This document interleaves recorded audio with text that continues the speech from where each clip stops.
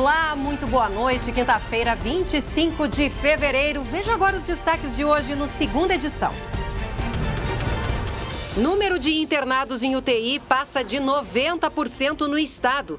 Cogestão é suspensa por uma semana. Para que façam cumprir as regras e os protocolos estabelecidos na bandeira preta. Prefeitos devem acatar decisões do governador a partir de sábado. É a saúde em desespero. Eu já estou enxergando o pico do Everest. Então, estamos aqui apavorados. Veja o que muda no Rio Grande do Sul. Congestionamento de ambulâncias.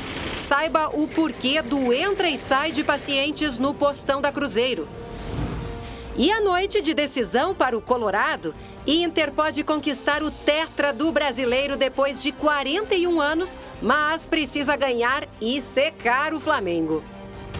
Fique com a gente, o SBT Rio Grande segunda edição está no ar.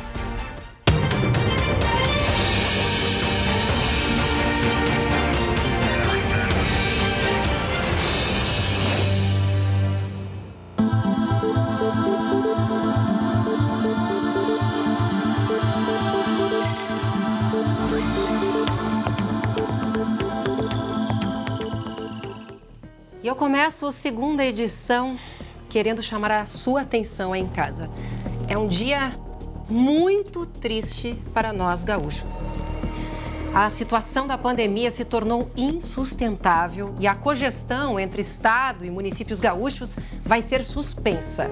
Essa medida entra em vigor sábado e vale por uma semana. Ou seja, não tem mais essa de prefeito seguir regras mais brandas, vai ter que seguir a bandeira do mapa. A decisão foi tomada nessa tarde, numa reunião entre governador e prefeitos. O repórter Guilherme Fadanelli acompanhou esse debate. Guilherme, boa noite. Eu confesso que eu fiquei muito, mas muito assustada com os números apresentados.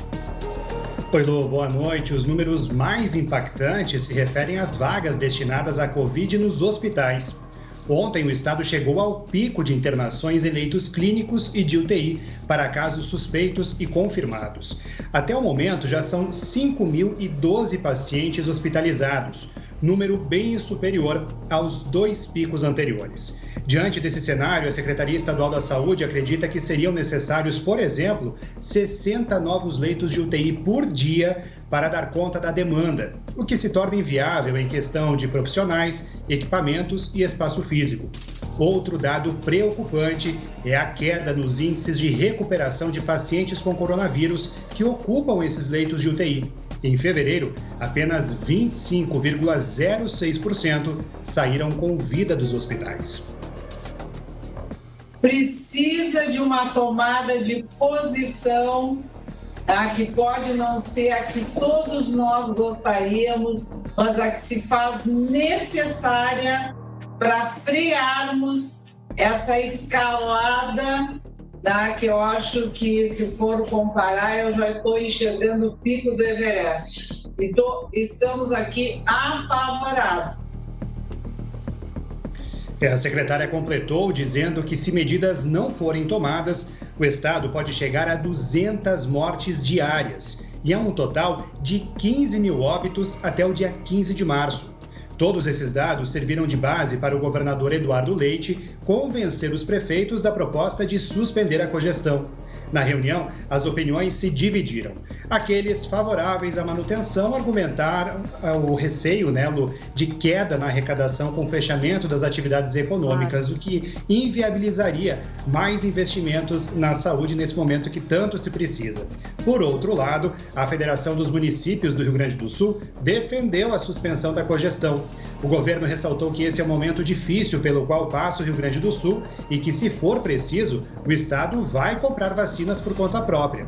Inclusive, há uma reunião agendada com a Pfizer e negociações com outros estados para a compra conjunta da vacina russa. Ao fim, Leite bateu o martelo para suspender a cogestão.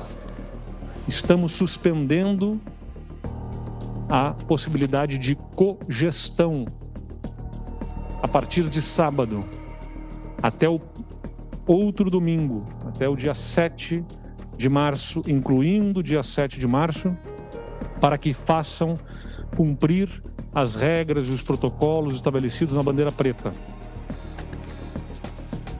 Essas medidas também buscam desafogar o sistema de saúde. A ocupação de leitos de UTI aqui no estado chega a 91,4% nesta quinta-feira. Com isso, foi acionada a fase 4 do plano de contingência, que prevê, entre outras medidas, a suspensão de cirurgias eletivas e a instalação de leitos emergenciais em nível de sala de recuperação e UTIs intermediárias. E uma última informação, Lu, há pouco, o governador disse que a tendência é que sábado todo o estado entre em bandeira preta. Tá certo, obrigada pelas informações, Guilherme Fadanelli. Pois é, aqui não é colocar a culpa em nenhum setor econômico, mas é preciso mais do que nunca uma medida amarga para frear a circulação do vírus. E como se faz isso? Acabando com a mobilidade. As pessoas precisam sair das ruas. E olha só, em entrevista exclusiva hoje ao SBT Rio Grande, o ex-ministro da Saúde, Nelson Taj, analisou o cenário da pandemia aqui no nosso estado. Vamos ouvir. Se você começa a ter uma lotação, um sistema completamente sobrecarregado e você acredita que essa curva pode subir muito rápido, você tem que afastar as pessoas entre si para que elas não tenham contato umas com as outras. E lembrando que quando você faz isso, você vai proteger para alguns dias na frente, você não protege para amanhã, porque você está protegendo de novas infecções. E aqui em Porto Alegre, novas medidas para conter o avanço da pandemia passam a valer a partir de amanhã. Deixa eu conversar com o Guilherme Roquette. Boa noite, Guilherme. Agora, essas medidas também dependem aí do decreto, né, do governo do estado, até porque o anúncio aconteceu agora no fim da tarde. Pois é, Luciane, é verdade. Por enquanto, o prefeito Sebastião Melo, ele apresentou um conjunto de medidas, mas que elas valem amanhã, mas a partir de sábado a gente já não sabe como é que vai ficar essa situação. Mas vamos em frente. Nas redes sociais, o prefeito Sebastião Melo, ele deu o aval para que as instituições de saúde possam fazer todo o investimento necessário para ampliação de leitos, porque a prefeitura vai garantir esse recurso. Hoje mesmo, já há pacientes que foram transferidos lá para a Beneficência Portuguesa, onde foram abertos 40 leitos clínicos e mais 10 leitos de unidade de tratamento intensivo. O prefeito Sebastião Melo afirmou que está restringindo atividades justamente para não restringir atividades econômicas. Mas é bem como você disse, como o Fadanelli já nos adiantou, pode haver bandeira preta a partir de sábado e aí muda tudo. Mas por enquanto, aqui em Porto Alegre, nós estamos assim, ó. A partir de sexta-feira, o transporte de passageiros em pé no ônibus não vai ser mais permitido e por isso vai haver um reforço nos horários de pico, mais carros nos horários de pico. Espaços culturais também serão fechados. Lugares públicos, como a Orla do Guaíba, por exemplo, não vão ser fechados. Mas o prefeito fez um alerta contundente para que as pessoas não vão lá para a Orla do Guaíba e não se aglomerem. Vamos ouvir o que disse o prefeito Sebastião Melo. Por favor, não vá aos espaços públicos. Não é momento disso. Dê a sua contribuição, contribui com a sua família, com a sua cidade, com a sua vida, para que a gente salve a economia do município de Porto Alegre. Estamos dispostos a restringir mais? Estamos. Luciane, daqui a pouco a gente volta a conversar sobre a ocupação das unidades e dos pronto-atendimentos aqui de Porto Alegre. Hoje eu posso até te dizer o seguinte, ó, tá bem mais calma a situação do que na segunda-feira, mas daqui a pouco a gente explica um pouco mais. Tá certo, então daqui a pouco o Guilherme volta, que agora o assunto é a volta às aulas. Isso porque nas escolas municipais aqui de Porto Alegre o assunto foi parar na justiça. O retorno das atividades está suspenso. A Gabriela Lerina acompanha este assunto ao longo do dia. Agora tem muitos pais, muitas crianças que ficaram surpresos, né, Gabi, com a suspensão das aulas, não sabiam de nada, foram até a escola. Boa noite. Oi, Lu, boa noite para você e a todos que nos acompanham. Pois é, houve aí vários relatos de famílias que só souberam que as aulas tinham sido suspensas quando chegaram em frente às instituições. Pois a decisão foi da juíza Rada Maria Zaman e vale enquanto Porto Alegre estiver na bandeira preta. Na decisão liminar, a magistrada citou a situação da ocupação dos leitos de UTIs aqui em Porto Alegre, que hoje chegou a quase 97%. E também sobre o risco à saúde de todos os envolvidos nesse retorno à escola. A juíza acatou a um pedido do Sindicato dos Municipários aqui da capital, o SINFA. Mesmo a secretária tendo encaminhado, a prefeitura tendo encaminhado uma verba extra para as escolas adquirirem insumos, até ontem não tínhamos funcionários suficientes nas escolas para poder dar conta não só da limpeza, mas da higienização, que são conceitos completamente diferentes numa pandemia, para poder garantir a segurança sanitária dentro da escola. A prefeitura tinha organizado, né, Lu, que esse retorno dessas faixas etárias deveria acontecer de forma escalonada. Então, amanhã seria a previsão para o retorno das crianças do 2º ano do ensino fundamental. Hoje, do 1º ano do ensino fundamental. E ontem já tinham retornado os pequenininhos da educação infantil. Nós fizemos contato com a SMED, a Secretaria Municipal da Educação, que disse que acatou a determinação da Justiça. Mas, por meio de nota, também disse que o plano de retorno às aulas presenciais foi todo elaborado com base em rígidos protocolos sanitários. Sim, a gente vive o pior momento, o momento mais grave da pandemia do Rio Grande do Sul. Acabamos de ver a manifestação do governador Eduardo Leite sobre a bandeira preta para todo o estado, começando no sábado até a outra próxima semana, até o próximo domingo. Mas também, Lu, a gente não pode esquecer que existem milhares de famílias que têm crianças pequenas, de pais, de mães, de tios, de avós, de pessoas que precisam trabalhar e que precisam ter um local para deixar essas crianças. É o caso, por exemplo, da Maiana, que é moradora aqui de Porto Alegre, que tem uma menininha de 7 anos, a Melanie. Ela está desempregada desde janeiro e amanhã, por exemplo, ela tem uma entrevista de emprego, de trabalho, e não tem com quem deixar a criança. Vai ter que recorrer à avó. Minha sogra, ela já tem uma idade e por ela ser do grupo de risco, não tem como deixar, né? Muitas vezes a Melanie lá é horrível, né? Porque a gente precisa. Emprego é uma coisa que a gente precisa, é uma necessidade para a gente poder se manter, né? E sustento também da família. E é uma situação que se repete, né? É a realidade, né, Gabi? Isso. Obrigada pelas informações. Muitas famílias, né, Lu? Muitas. Então tá, até amanhã, Gabi. Boa noite para você.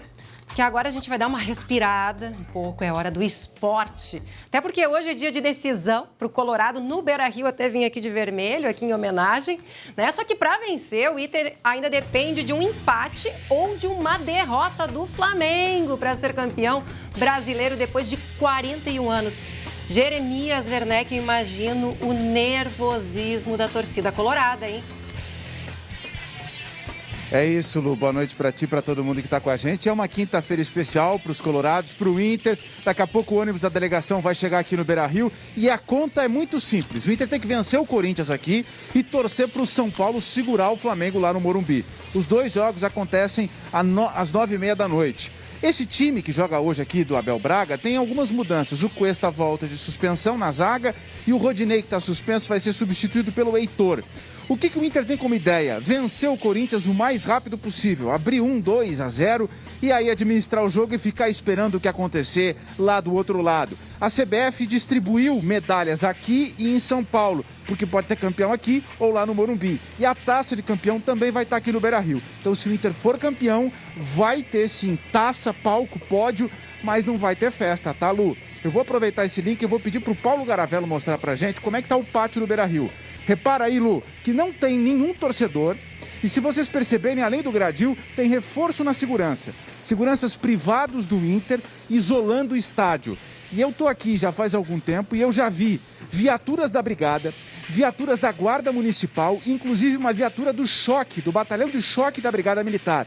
Porque o pedido do Inter, da Prefeitura, do Governo do Estado e o nosso é torça ou seque se você gremista, mas não aglomere. Não saia para as ruas. Acompanhe a última rodada, o título ou não, mas não aglomere. Tem que torcer, mas não se aglomerar, Lu. Dentro de casa, né? E Jeremias, com esse anúncio do governo agora de bandeira preta, a partir de sábado, já tem alguma definição para o Grêmio, para a partida de domingo? Até esse exato momento, eu falei há pouco com a Federação Gaúcha de Futebol, que faz contato com a CBF, falei com gente na CBF, até esse exato momento não tem novidade. O jogo está mantido para domingo, Grêmio e Palmeiras, primeiro jogo da final, 4 da tarde. Mas na sexta-feira, haverá uma reunião que pode mudar isso. Pode mudar, inclusive, o início do Campeonato Gaúcho, Lu. Final de semana também marca o início do Campeonato Gaúcho 2021, com rodada principalmente para os clubes do interior. O Grêmio não joga no final de semana pelo Gauchão e o Gauchão para o Inter começa segunda-feira. O Gauchão pode ter jogos adiados também. O horário hoje do jogo do Inter, que horas começa aí no Beira-Rio? 9h30. As emoções começam... Na verdade, elas já começaram, mas a bola rola 9h30. Tá certo, Jeremias. Obrigada pelas informações. E a gente segue aqui com as notícias. E olha, as notícias não param de chegar a todo instante. Ainda hoje, então, movimentação intensa de ambulâncias chamou a atenção de quem procurou atendimento hoje no postão da Cruzeiro, aqui em Porto Alegre. Guilherme Roquete. Luciane, esse congestionamento foi provocado pela alta demanda que enfrentam as unidades de pronto atendimento. Daqui a pouco eu volto para trazer o balanço de como estão as principais UPAs aqui de Porto Alegre. Nós já voltamos. Fique agora com um recado que a FAB da EVT tem para ti. Você aí, preste atenção. Está com dificuldade de pagar o financiamento do seu carro? Comprou um e está pagando por 2? Possui financiamentos com parcelas abusivas? E as dívidas com cartões de crédito e empréstimos? Calma aí que nós temos uma saída para você. A EVT faz uma análise gratuita e explica passo a passo como resolver os seus problemas. Faça uma consulta, conheça os casos já resolvidos pela EVT Assessoria. Dívidas de R$110 mil que saíram por R$25 mil. Você pode reduzir suas dívidas de cartão de crédito, veículos e empréstimos. Ligue agora, olha aqui o número na tela, 51-3391-3852 ou manda um WhatsApp para 51-99770-2864. A EVT Assessoria vai te ajudar a resolver todos os problemas. Ligue agora!